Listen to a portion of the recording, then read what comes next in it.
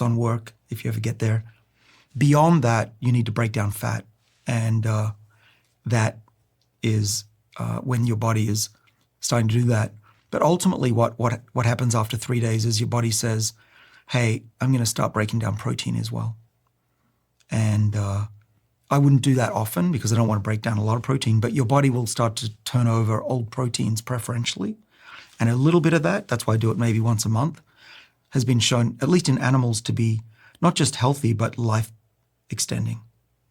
On that point of ketosis, I like being in a state of ketosis. I kind of cycle in and out of it during the year because I get so many of the cognitive benefits. I'm more articulate on the podcast. I can think better. I feel better. I feel more focused and more attentive.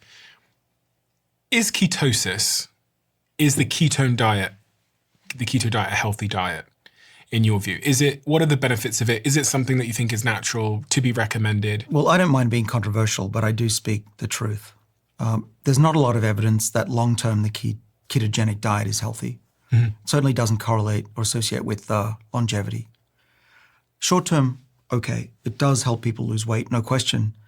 But I am rather concerned for people that don't have a balanced diet with an input of plant material, which has molecules that are unique to plants and you won't find in high-processed foods or meat. The evidence, speaking as a scientist, is that the long-term ketogenic diets are not going to be longevity-inducing. The evidence is more having a lean diet with a focus on plants that are not overcooked and not ultra-processed. That one is undoubtedly the healthiest if you can do it. Do you eat meat? I do eat meat, but not like I used to. I used to think that a meal was not a meal unless I had a piece of meat there and then the vegetables were the decoration. And I'd begrudgingly eat the green stuff. I've been flipped totally.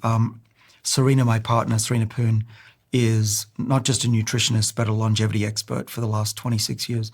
And so she came to my apartment, which is now our apartment, and she just cleared out all the food that I had. Pretty much everything was either toxic or just not healthy. It was ultra processed. She said, "What are you eating? That kind of peanut butter, full of sugar." So she's taught me how to live healthy, and so now I rarely eat meat. I rarely drink alcohol. I focus on really fresh, high quality, preferably organic foods because I don't want pesticides and I don't want other contaminants. But I do know organic can be more expensive. Why not meat? So animals, unfortunately, don't make what are called polyphenols, which are a type of molecule that I believe and have evidence turns on the sirtuins and other pathways, biochemical reactions that delay aging. So sirtuins are just one of a few enzymes that control aging. We know this. There's sirtuins, there's mTOR, which responds to aminos, and another one called AMPK. So those three pathways are altered in just the right way by molecules found only in plants, well, and a small extent in fungi, but not in meat. So if you're not eating a lot of vegetables or fruits, you're not getting these molecules. They're like medicine as food. So right here, I hope you don't mind me mentioning that there are some food in front of us. And I'm looking at blueberries here. Blueberries are packed with polyphenols. It's one of the reasons they have purple color is that polyphenols have the color. And as Serena would tell you, eat the rainbow.